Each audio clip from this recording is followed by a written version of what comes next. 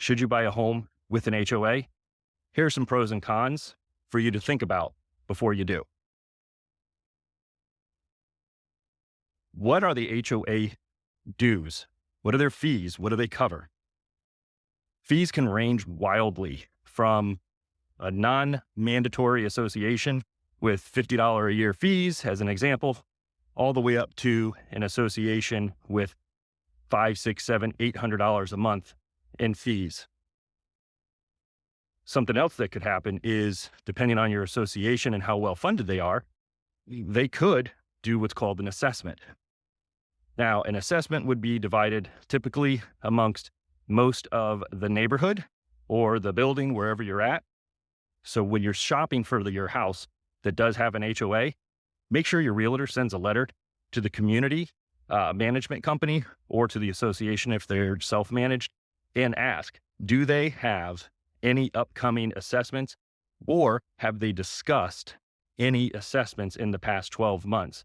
And they'll go back through their records, hopefully, and then they'll respond to you and let you know if they have anything on the books. Secondly, on the fees, you want to think about, what do those fees cover? So I hear people say, hey, Bill, I really don't want fees. It's just, it's going to the association, but what is that going to cover? So let's think about that. Is it covering a community center with a community pool?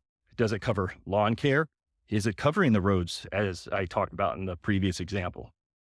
But overall, what are you getting for your money? You definitely want to look at that. In one of my previous communities that I sold, the HOA had negotiated a base internet and cable TV package for every house.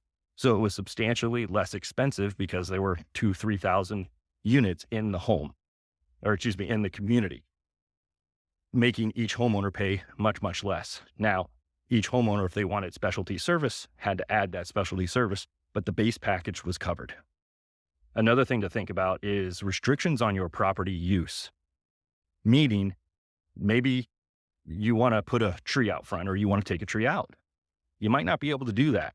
Or you may want to plant some shrubbery or paint your house a different color.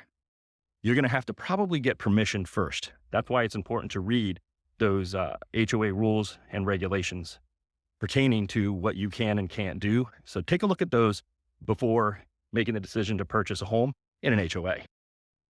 Believe it or not, parking and pets could be a problem in your HOA.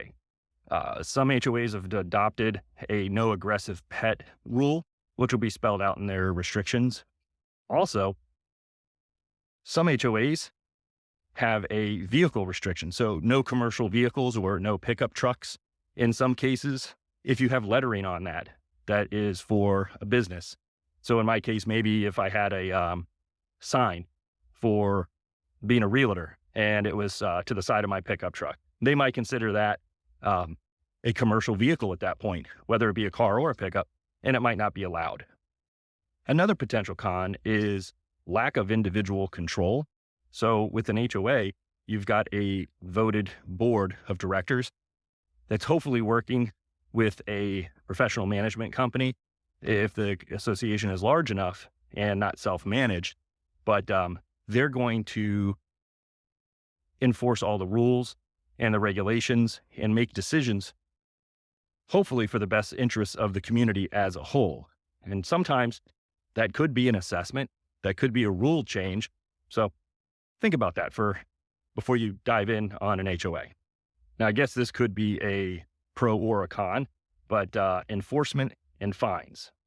Nobody likes to get a fine, but in enforcement, that's what the HOA's job is to enforce the rules and regulations of the community, to keep it looking beautiful, keep your property values up, which we'll talk more about. But that's the HOA's job. This is what it's in place for.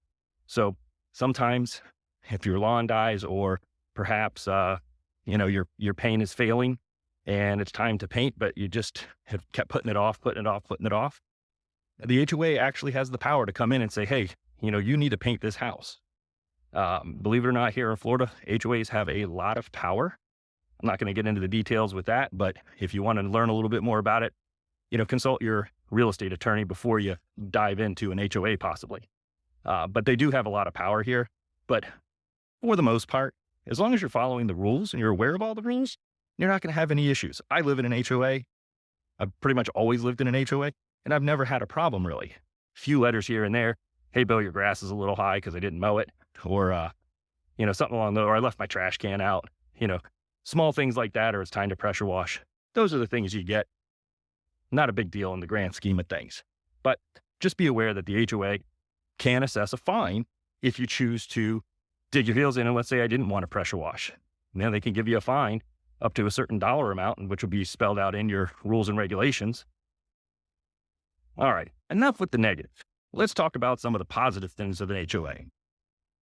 We touched on this already, but the amenities. What are you getting for your money? In the neighborhood that I'm in, there's a community gym that's absolutely amazing. There's a beautiful pool, huge pool. It's got a slide. It's got a couple other things. There's a cafe inside. You can order some basic pool type food, hamburger, hot dog, ice cream, some sodas, things of that nature. So take that into consideration when you're looking at what your HOA fees are going for. Also, mowing the lawn, your entrance, the grass as you see it here around me. These areas, this neighborhood specifically,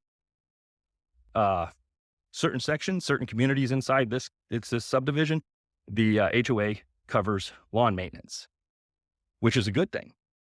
Another one is there's some villas here, and the HOA actually covers the roof. A portion of the assessment monthly goes towards roof replacement. Now, again, we kind of talked about the assessments if building materials as an example goes up, but they do cover certain things. So paying $200 or $300 a month, for the neighborhood I'm referring to is really not a big deal because they're putting the money away for that roof, for your paint, cables included, and lawn maintenance is included. For the most part, lawn maintenance for the average house, at least in my area here in Tampa Bay, I'm sure you can find somebody cheaper, but it's running about $100 a month for the person to come in and cut. So that leads me to another pro. With an HOA, a lot of times they get, a giant group discount because they're going to come in and they're going to mow, 60, 70 houses in that specific subdivision or more. Same thing with cable. They're going to get group rates on cable. Another positive of having an HOA is the potential increase in your home value. What do I mean by that? Your home values. Not having the ugly duckling house that doesn't get fixed, that just sits there and falls to disrepair, the lawn dies, everybody else's lawns are pristine, that lawn dies for one reason or another, the HOA can step in and in most cases handle things like that. But overall, the HOA's job is to maintain the property values or help maintain the property values of the community. So overall, when considering purchasing a property with an HOA, make sure you look at the rules and regulations, no matter what. That's the most important. Understand what your fees go to. Understand that you could possibly be assessed if they have a lack of funds. So make sure you look at how well funded the association is. Make sure that you look at or request minutes that indicate that there's a possible assessment coming up so you can plan for the future. That about wraps it up for HOAs. I hope you like the content that I'm producing. If you do, please feel free to like and subscribe the video. I greatly appreciate it. Until next time, stay safe, and I'll talk to you soon.